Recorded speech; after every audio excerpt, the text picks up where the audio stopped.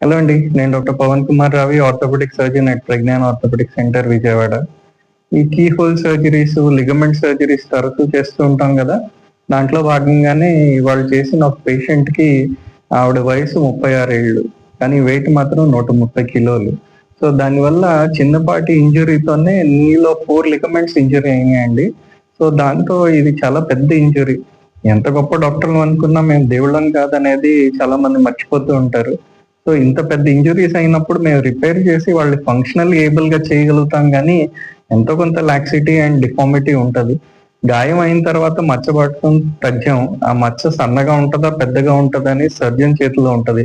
అలాగే మీ ligaments injury అయ్యాక మిమ్మల్ని ఫంక్షనల్లీ నార్మల్‌కి దగ్గరగా తీసుకెళ్ళగలమే తప్ప, బట్ 100% నార్మల్ చేయడం అనేది జరగదు. సో, మీ వెయిట్ కంట్రోల్ చేసుకుంటాం, ఎక్సర్సైజ్ చేసి మసిల్స్ అండ్ బోన్స్‌లో స్ట్రెంగ్త్ మెయింటైన్ చేయటం చాలా ఇంపార్టెంట్. ఇంజ్యూరీ అయిన తర్వాత బాధపడే కంటే ముందే జాగ్రత్తలు తీసుకోండి.